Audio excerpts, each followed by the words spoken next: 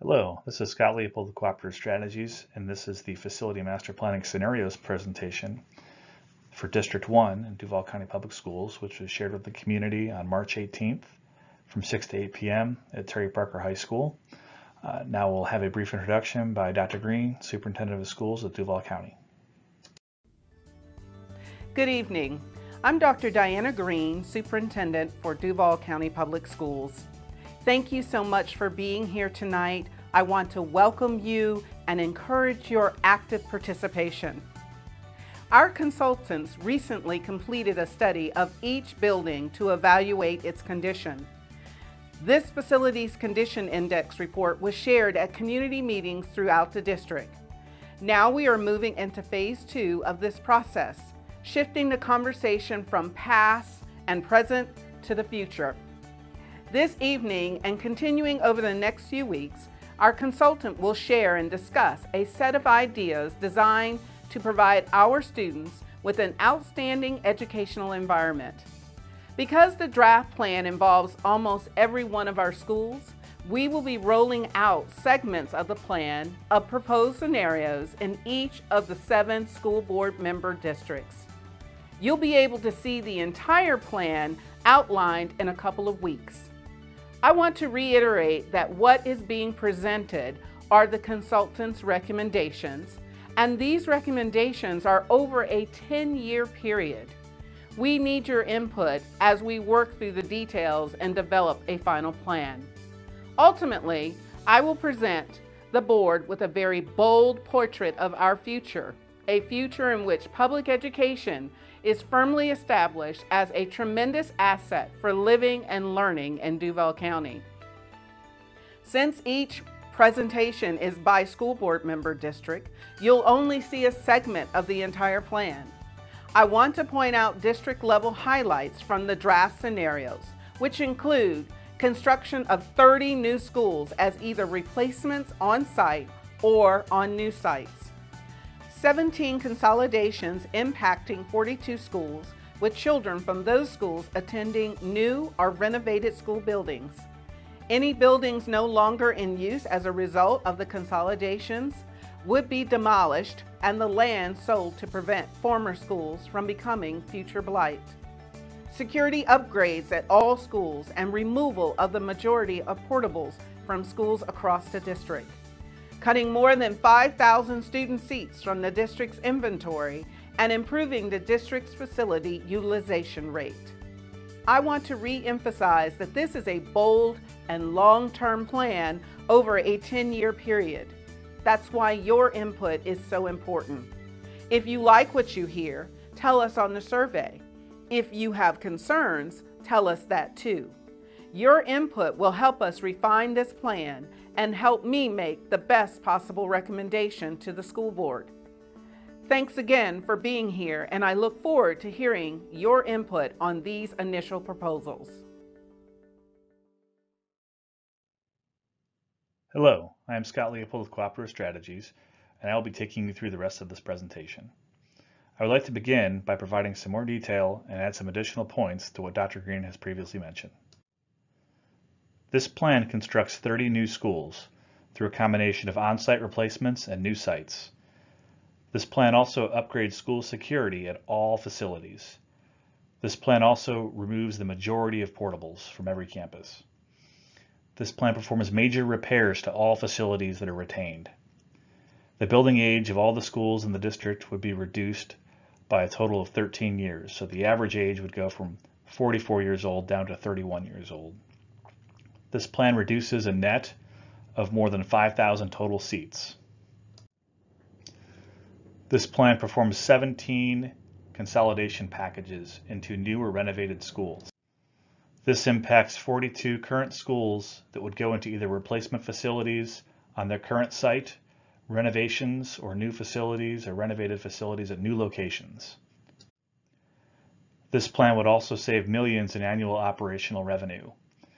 This plan would increase school utilization from 82 to 86%. This would also provide 27% of the square footage in the district with new buildings. So nearly a fifth of all square footage in Duval County would be new after this plan were to be implemented. And finally, this plan would remove $1.07 billion in backlogged repairs. The total cost to implement this plan would be $1.95 billion. That would be $922 million in improvement, renovations, and additions, and $1.03 billion in new construction. I now would like to go through some terminology that you'll see prevalent throughout this presentation. Enrollment. Enrollment is the number of students attending a school. For planning purposes, we used a 5-year enrollment projection to the 2023-24 school year for each school. Capacity. This is the number of students a campus can hold. It is defined by the state of Florida and does include portables. FISH, or the Florida Inventory of Schoolhouses. This is the state standard that defines school capacity. Utilization is the percentage that is calculated by dividing enrollment by capacity. Facility Condition Index, or FCI. This is the percentage that is calculated by dividing the identified physical deficiencies of a building by its total replacement cost. Consolidation. This is the action of combining 2 or more schools into one campus. This may result in 1 or more schools being vacated. Swing space. In some cases, some vacated campuses may be retained for use as swing space to serve as temporary locations for whole schools to occupy while their schools are being renovated or replaced. This slide provides some more detail on our Facility Condition Index. Again, the FCI is the percentage of the repair costs divided by the total replacement cost of a building. If a facility has a FCI of less than 5%, that is some of the best condition that we have in the county. If the FCI is greater than 65%, that facility would be a candidate for replacement. This slide and the following 2 slides just give us an example of what the utilization looks like at the district-wide level. This map shows every elementary boundary color-coded by its utilization, and this does include portables. So in the dark blues, we have the facilities that are less than 75% utilized, and that includes 43 campuses. We have 3 campuses at the elementary level that are greater than 105% utilized. It should be noted that this map only shows boundaries and their associated utilization, but there are additional magnet schools that may be over or underutilized that are reflected in our data but aren't shown on the map because they don't have boundaries. This slide shows the middle schools. We have 5 campuses that are less than 75% utilized, and then 2 campuses that are more than 105% utilized. And finally, here's the high school map. We have 4 campuses that are less than 75% utilized, and we have 1 campus that is greater than 105% utilized.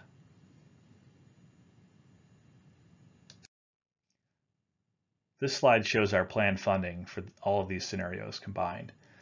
This is the $1.95 billion broken out by board member district. As you can see, District 4 and District 5 account for nearly 45% of the total allocation. This is because Districts 4 and 5 have the most need. They have the most schools that are the oldest. Other districts like District 1 and District 7, District 2 to an extent, have less of an allocation because they have newer facilities that don't have as much need as Districts 4, 5, and even 3. Now we will begin to go through the detailed scenarios for District 1. The map on the left shows all of the schools in District 1. It should be noted that the boundaries for some schools extend into other districts.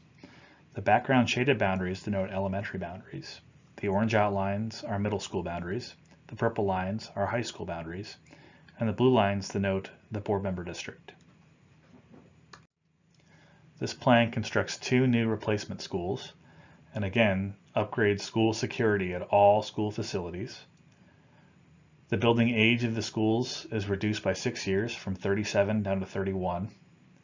13% of the square footage in District 1 will be brand new. This performs major repairs to all school facilities. This removes the majority of portables. It decreases the capacity in District 1 by 508 seats. School utilization would increase from 77% to 81%, and $72 million in backlog repairs would be removed. The total cost would be $128.7 million, with $74 million in improvements and renovations, and $54.7 million in new construction and additions. This slide shows our replacements, renovations, and additions.